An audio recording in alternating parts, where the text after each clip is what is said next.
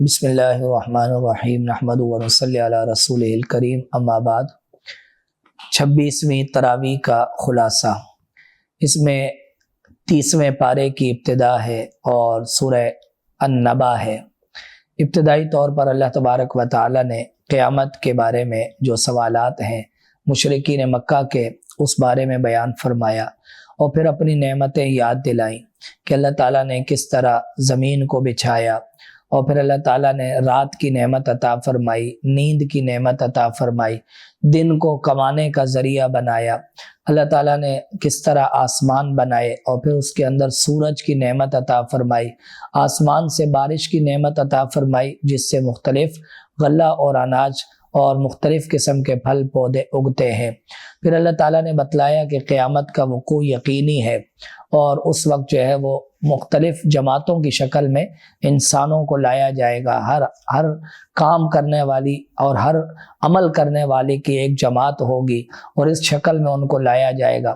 سرکشوں کے لیے جہنم کس طرح انتظار میں ہے اور اس کے ساتھ ساتھ ان کی سرکشی کی جو سزا ہے، انہیں جو خون اور پیپ پلایا جائے گا اور انہیں جو سزا دی جائے گی اس بات کو بیان کیا گیا اور انہیں بتلایا جائے گا کہ دنیا میں تم جھٹلایا کرتے تھے، اس کی سزا اور اس کی پاداش میں آج تمہیں یہ چیزیں دی گئیں۔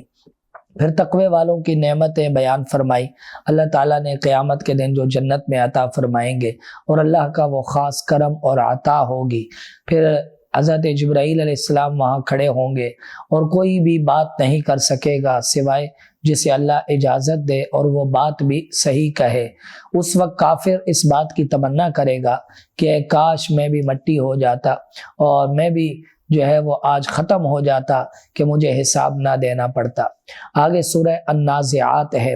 اس میں ابتدائی طور پر وہ فرشتے جو نیک یا برے لوگوں کی روح قبض کرتے ہیں ان کے بارے میں بتلایا گیا اور پھر اس کے ساتھ جو قیامت کا انکار کیا کرتے تھے مشرکین مکہ اور اسے جھٹلایا کرتے تھے تو ان کی مذمت بیان کی گئی اور بتلایا گیا کہ اللہ تبارک و تعالیٰ انہیں سب کو جمع کرنے پر قادر ہے۔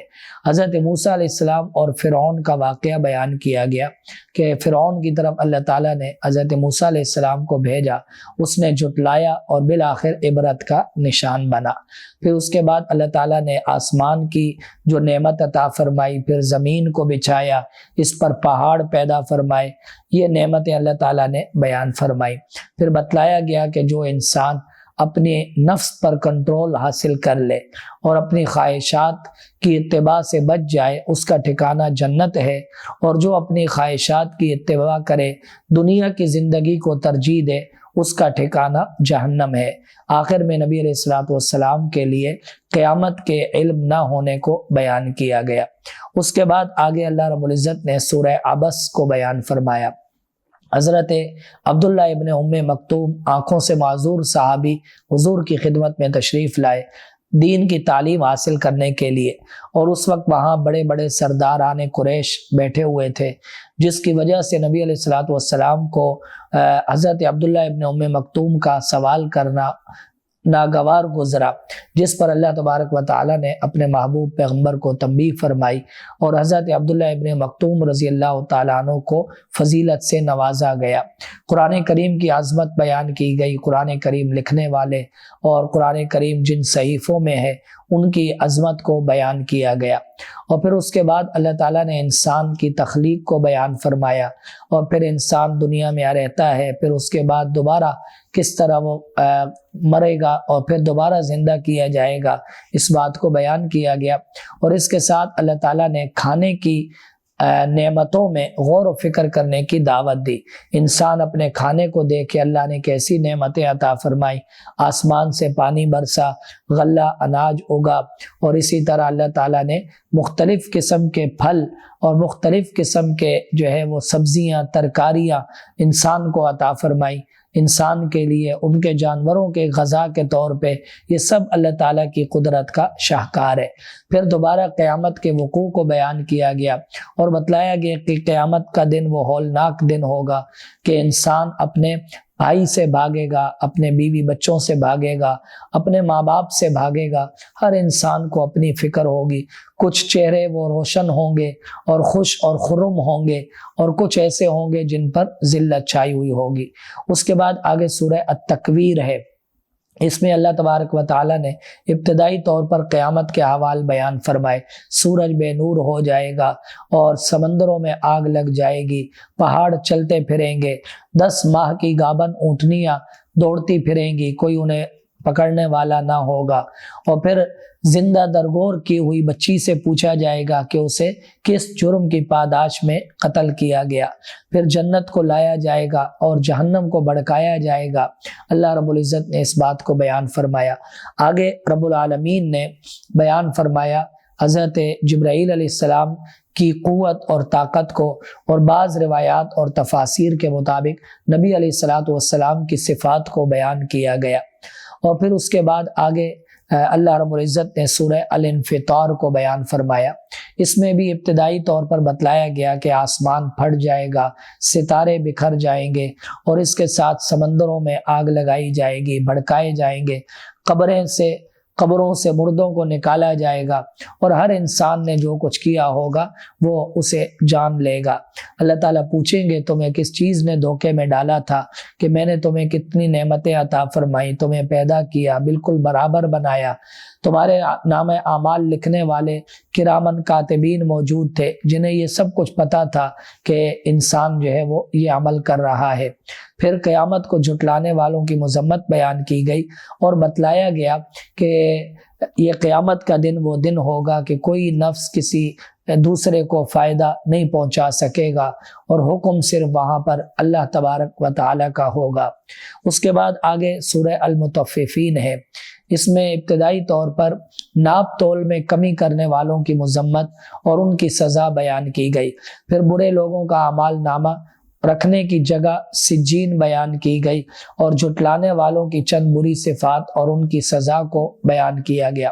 اس کے مقابلے میں جو نیک لوگ ہیں ان کا نامہ اعمال علیین میں رکھا جاتا ہے، اور پھر اس کے لیے اللہ تعالیٰ نے جو نعمتیں مقرر فرمائی، قیامت کے دن ان لوگوں کو جو نعمتیں عطا فرمائیں گے، اور انہیں رحیق و مختوم یعنی مہر لگائی ہوئی شراب دی جائے گی، اس بات کو بیان کیا گیا۔ آخر میں ان لوگوں کی مذمت بیان کی گئی جو اہل ایمان کو دیکھ کر ہنسی مذاق اڑاتے ہیں اور دنیا میں ان کا مذاق اڑاتے ہیں، کل قیامت کے دن ایمان والے ان کو دیکھ کر ان کا مذاق اڑائیں گے۔ اس کے بعد آگے سورہ الانشقاق ہے۔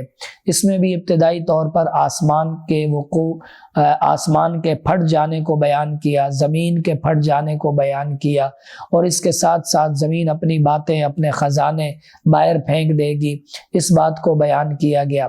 پھر بتلایا گیا کہ سیدھے ہاتھ میں جن کو اعمال نامہ دیا جائے گا تو وہی لوگ ہوں گے کہ اللہ تعالیٰ ان سے بالکل آسان حساب کتاب کریں گے، اور وہ خوشی خوشی اپنے گھر والوں کی طرف لوٹیں گے۔ اور اس کے مقابلے میں جن کو برے ہاتھ میں اور الٹے ہاتھ میں نامہ اعمال ملا تو وہ اپنے اوپر حسرت کا اظہار کرے گا اور وہ ہلاکت کو پکارے گا۔ اللہ تبارک و تعالیٰ اس کو یاد دلائیں گے کہ تم نے دنیا میں کیا کیا تھا۔ اس کے بعد اللہ تعالیٰ نے قرآن کریم پر ایمان لانے کا حکم فرمایا، اور اس کے تکذیب کرنے اور جھٹلانے والوں کی مذمت بیان فرمائی۔ اس کے بعد آگے سورہ البروج ہے۔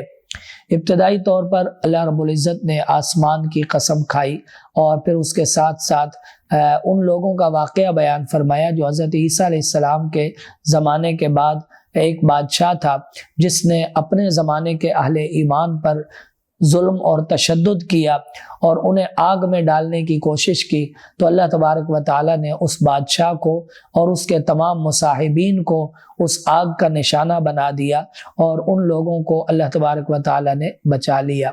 اس کے بعد آگے اللہ رب العزت نے اپنی پکڑ کو بیان فرمایا کہ اللہ کی پکڑ بہت سخت ہے۔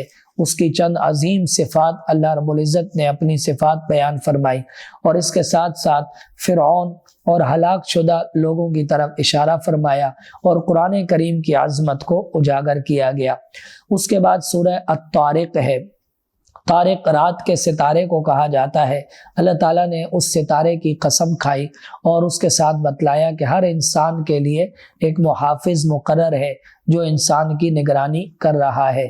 پھر انسان کو اپنی تخلیق میں غور و فکر کرنے کا حکم دیا اور انسان کی پیدائش کے چند مراحل اللہ رب العزت نے بیان فرمائے، اور اس کے ساتھ ساتھ جو لوگ جھٹلاتے ہیں تو ان لوگوں کو مہلت دی گئی، اس بات کو بیان کیا گیا۔ اس کے بعد آگے سورۃ الاعلیٰ ہے۔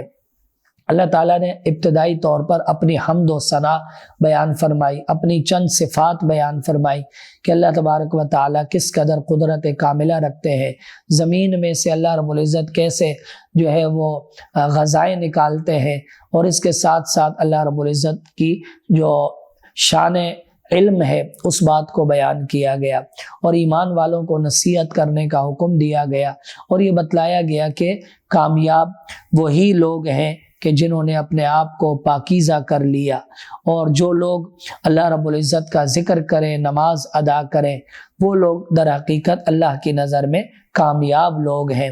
اور اس کے مقابلے میں جو لوگ دنیا کو ترجیح دیتے ہیں تو ان لوگوں کی مذمت بیان کی گئی۔ اس کے بعد آگے سورہ الغاشیہ ہے۔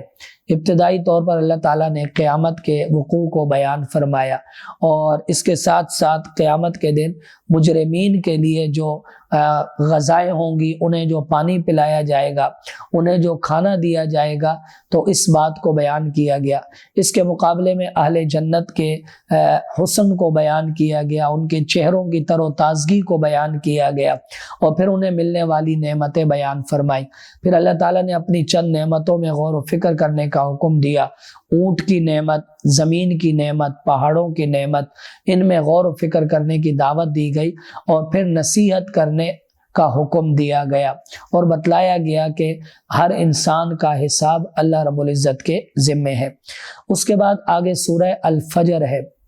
اس میں ابتدائی طور پر فجر کی قسم کھائی گئی، اور 10 راتیں یعنی ذوالحجہ کے ابتدائی 10 دن اللہ تعالیٰ نے ان کی فضیلت اور ان کی عظمت بیان فرمائی، اور اس کے ساتھ ساتھ قوم عاد، قوم سمود کے واقعہ کی طرف اشارہ فرمایا، اور فرعون نے جو سرکشی کی اور اس کو جو اللہ نے سزا دی اسے بیان کیا گیا۔